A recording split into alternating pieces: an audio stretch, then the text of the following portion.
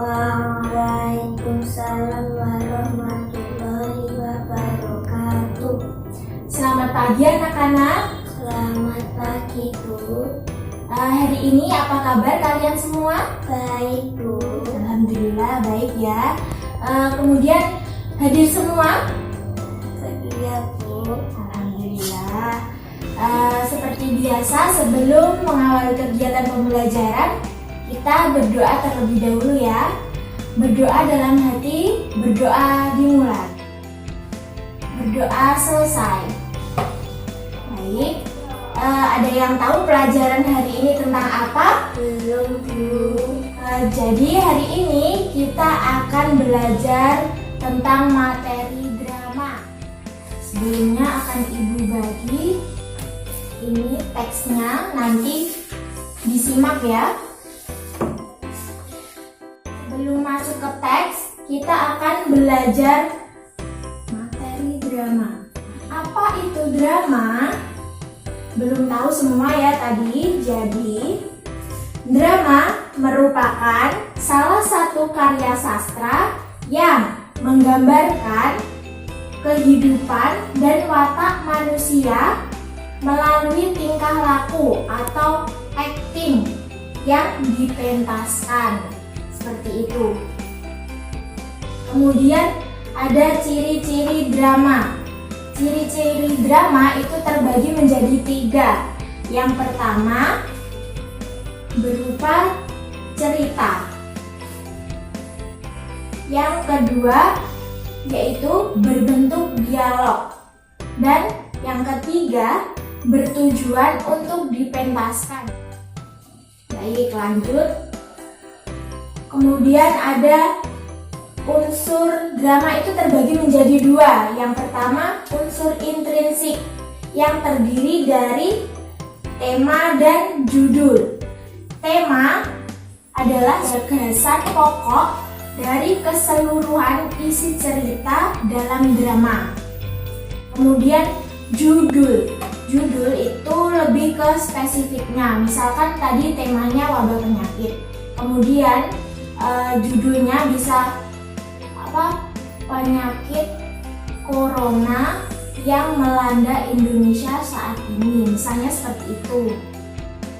Selanjutnya adalah alur atau plot. Alur atau plot adalah jalan cerita dari sebuah pertunjukan drama, mulai babak pertama hingga babak terakhir. Alur atau plot itu sendiri terbagi menjadi 3. Yang pertama alur maju, yang kedua alur mundur, dan ketiga alur campuran. Lanjut ke tokoh dan perwatakan. Tokoh adalah pemain atau pelaku dalam suatu drama. Kemudian perwatakan. Perwatakan sendiri terbagi menjadi 3. Apa kira-kira ada yang tahu? Belum. Oke, yang pertama yaitu protagonis. Biasanya digambarkan dengan tokoh yang baik. Ya. Kemudian tokoh antagonis. Ini tokoh yang jahat. Dan yang ketiga adalah tokoh tritagonis. Ini adalah tokoh penengah. Selanjutnya adalah dialog. Dialog merupakan serangkaian percakapan dalam cerita. Lanjut ya. Latar atau setting. Sudah pernah dengar latar atau setting? Belum? Oke. Latar atau setting adalah keterangan mengenai ruang dan waktu. Latar tersebut terbagi menjadi 3. Yang pertama adalah latar tempat, latar waktu, latar suasana. Lanjut ke unsur intrinsik drama yang terakhir yaitu amanat. Amanat adalah suatu pesan moral yang disampaikan penulis melalui peran para tokoh yang ada pada suatu cerita drama. Lanjut ke unsur ekstrinsik drama. Unsur ekstrinsik merupakan unsur-unsur dari luar yang mempengaruhi terciptanya suatu drama. Misalnya kondisi masyarakatnya, kondisi politik, ekonomi, dan budaya. Sampai sini paham atau mungkin ada yang ingin ditanyakan? Belum ada? Belum? Sudah paham semua? Sudah. Alhamdulillah paham semua ya. Baik anak-anak, setelah kita mengetahui materi tentang drama, sekarang akan Ibu beri contoh bagaimana teks drama tersebut ya. Judul dari drama ini yaitu Asal-usul Kota Banyuwangi. Pada zaman dahulu, di kawasan ujung Provinsi Jawa Timur terdapat sebuah kerajaan besar yang diperintah oleh raja yang adil dan bijaksana. Raja tersebut mempunyai seorang putra yang gagah bernama Raden Banterang yang sangat gemar berburu. Pada suatu pagi, Raden Banterang akan pergi berburu ke hutan. Raden Banterang berkata, "Pagi hari ini aku akan berburu ke hutan. Siapkan alat berburu para abdi." "Baik Raden." Kemudian Raden Banterang, "Kalau begitu kita berangkat sekarang." Para abdi menjawab, "Siap Raden." Mereka kemudian bergegas untuk berangkat berburu. Ketika di tengah perjalanan, Raden Banterang melihat seekor kijang melintas di depannya. Ia pun berusaha mengejar kijang tersebut hingga terpisah dari abdinya, para abdinya. Nah, Raden Banterang, "Kemana seekor kijang tadi? Akan kucari terus sampai dapat." Ia pun menerobos semak belukar dan pepohonan di hutan. Namun, kijang itu tidak ditemukan. Setelah lama berjalan, Raden Banterang tiba di sebuah sungai yang sangat jernih airnya. Raden Banterang, segar sekali air sungai ini, sambil meminum air sungai. Nah, setelah meminum, ia meninggalkan sungai. Namun, beberapa langkah berjalan, ia tiba-tiba dikejutkan dengan adanya seorang gadis yang sangat cantik. Seorang gadis cantik jelita. Benarkah ia seorang manusia? Atau jangan-jangan ia setan penunggu hutan? Raden Banterang pun memberanikan diri mendekati gadis itu. "Anda manusia atau penunggu hutan?" Kemudian si gadis itu berkata, "Saya manusia," menjawab sambil tersenyum. Kemudian Raden Banterang, "Siapakah Anda? Dan dari mana kamu berasal?" Kemudian gadis itu menjawab, "Nama saya Suratri, Tuan. Saya berasal dari kerajaan Klungkung." Raden Banterang menjawab, "Mengapa Anda bisa di tempat ini?" Suratri menjawab, "Saya berada di tempat ini untuk menyelamatkan diri dari serangan musuh. Ayah saya telah gugur dalam mempertahankan mahkota kerajaan." Raden Banterang menjawab, "Kasihan sekali.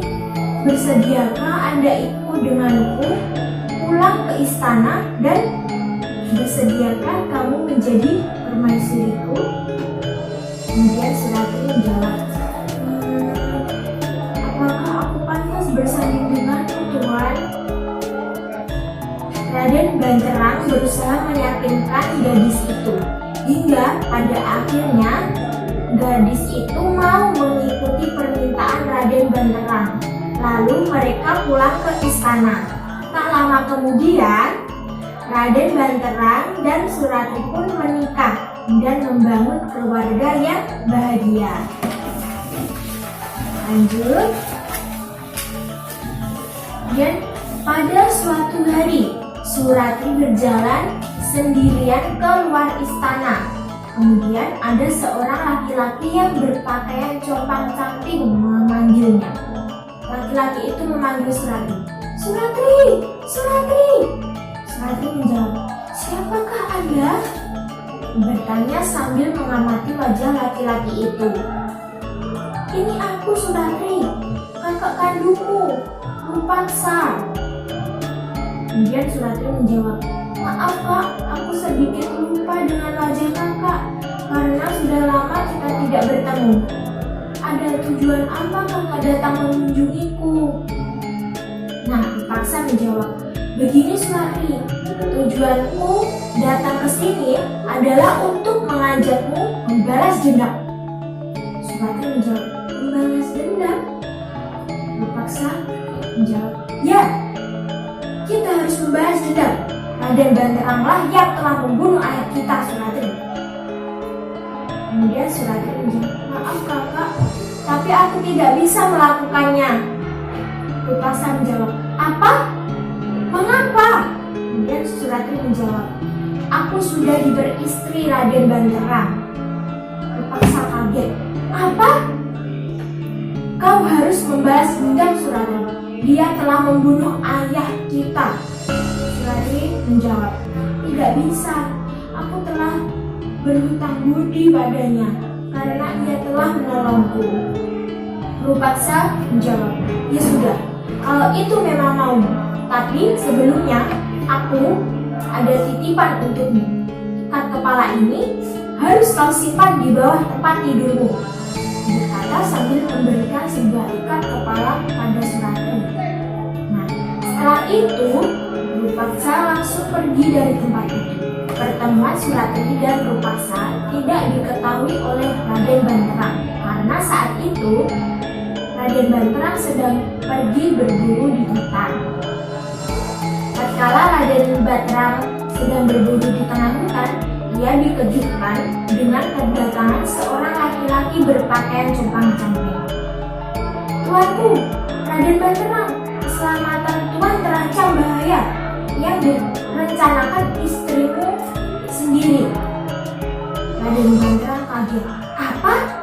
Kamu jangan menuduh yang tidak-tidak kepada istriku.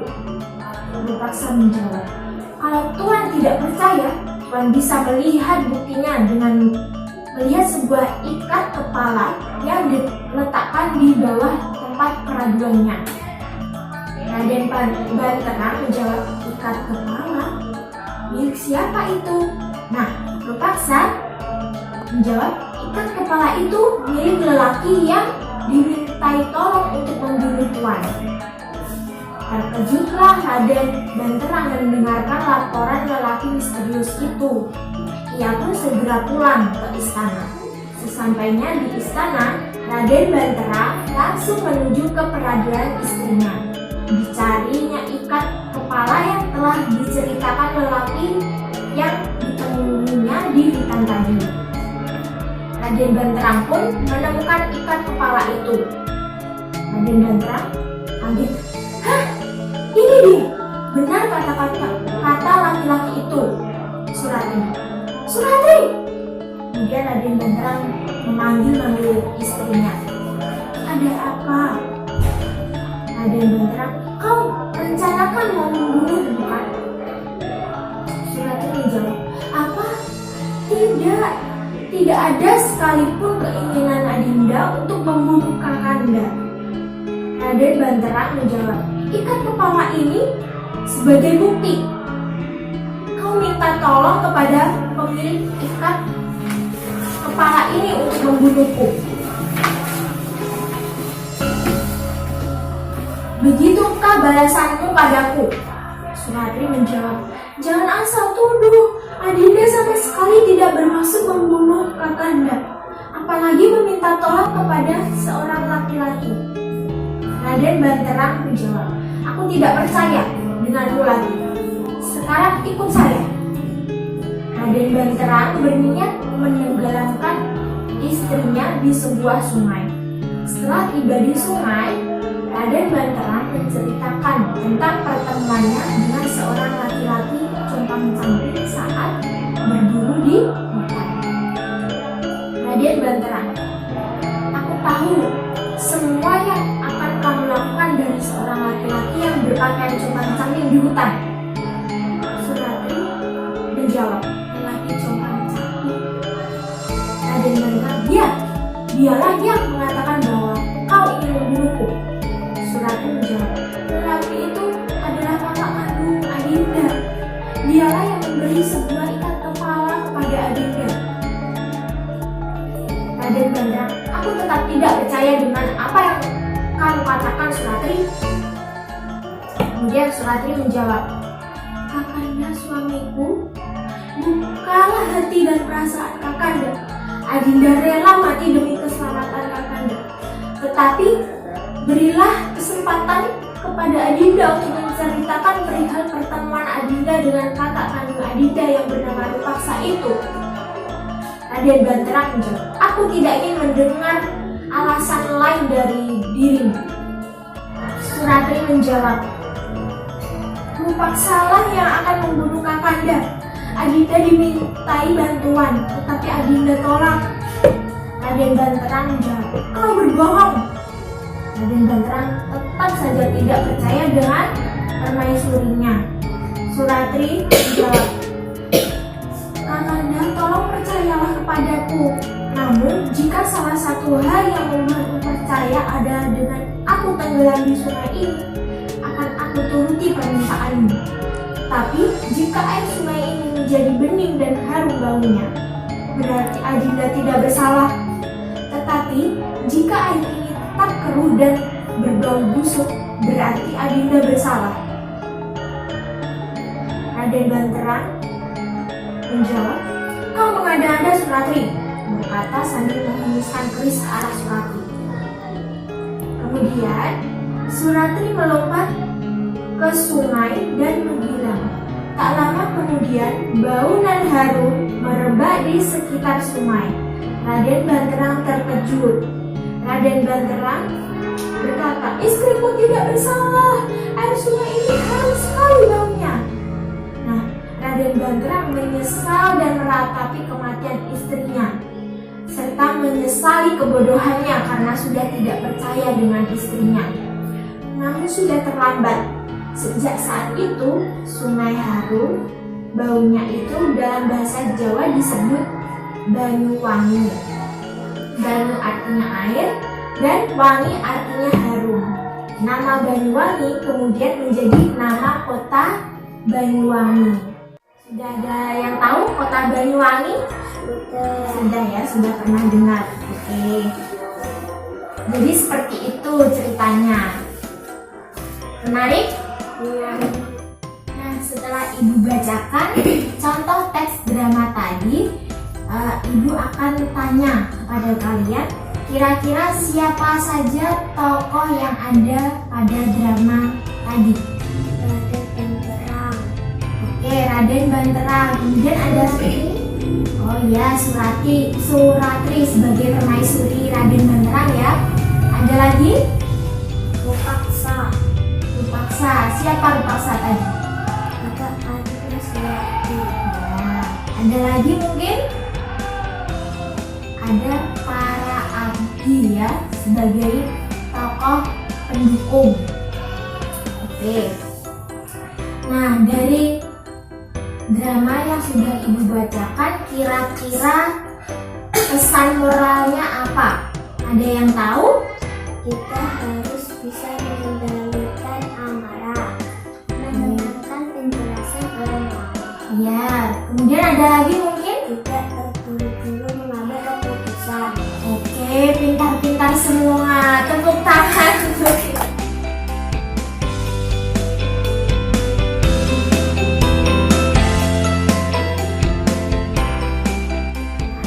Oke, alhamdulillah pelajaran materi drama pada pagi hari ini selesai. Semoga bermanfaat untuk kita semua. Sebelum mengakhiri kegiatan pembelajaran seperti biasa, kita berdoa terlebih dahulu. Berdoa dalam hati, berdoa dimulai. Berdoa selesai. Akhir kata, wabillahi taufik wal hidayah. Waridho walinaya. Wassalamualaikum warahmatullahi wabarakatuh.